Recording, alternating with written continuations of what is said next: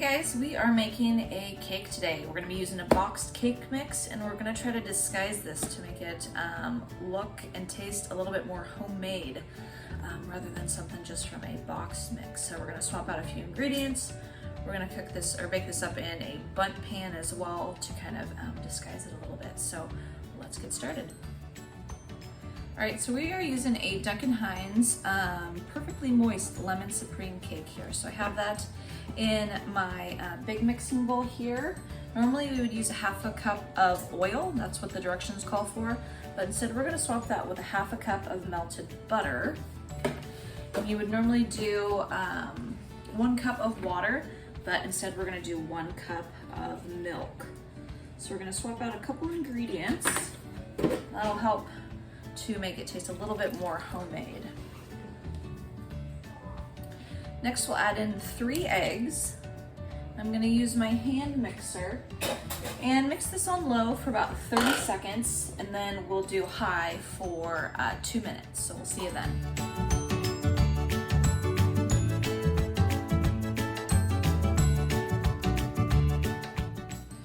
Okay, we gave everything a good mix for 2 minutes.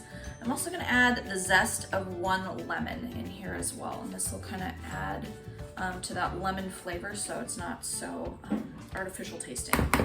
So some lemon zest will really help. And I'll just give this a quick stir, mix this up to make sure this is incorporated really well into all of our cake batter.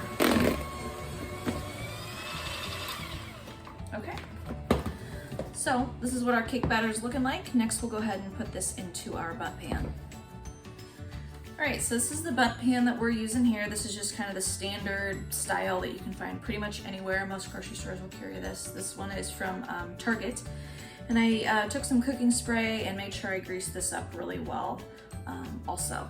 And I'm just gonna set this on a cookie sheet so it has a flat surface to bake on. And then we'll just go ahead and pour out our cake batter here. And you'll probably need to use an offset spatula to kind of move the batter around a little bit. So we'll do that, and then we'll get this ready for the oven. All right, we have everything smoothed out in our Bundt pan here. This is looking good. If you have some kind of little remnants here hanging out around the bowl, go ahead and just take a paper towel and just kind of wipe that away. That'll give it a little bit cleaner look.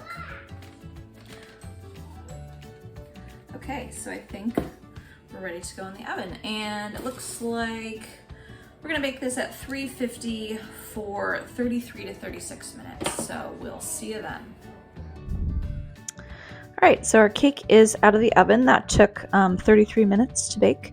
And I'm gonna let this cool in the Bundt pan for about another 15 minutes before I flip this out. So I will see you then. All right, our cake has been cooling here for a bit. I'm just going to take my serving tray here and see if I can get this to turn out on this platter. This is kind of the moment of truth.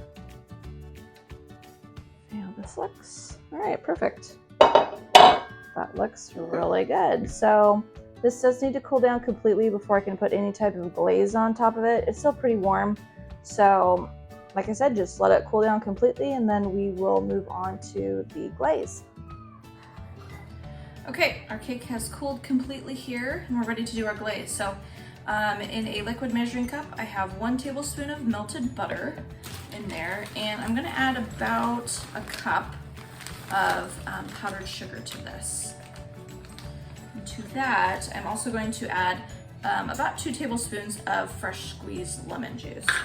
This is from the same lemon that we took our zest from earlier when we used that in the cake batter. And you can kind of adjust your powdered sugar or lemon juice consistency here. Just kind of do whatever you prefer. That's a little bit thick, so I'm gonna do a little bit more juice to this. I'm just gonna kind of go ahead and work this with your whisk until you get kind of the consistency that you're looking for, which I would recommend kind of like a really thick, like Elmer's glue is kind of what you're looking for here. So I'll work on this for a minute and then I'll be right back. Okay, I think I have kind of the consistency that I'm looking for here. Now I'm just gonna try to pour this right over my cake here. And this should just kind of run down the side of your cake and give it kind of a drizzle look. So you might need to help it out a little bit with your whisk. That's okay.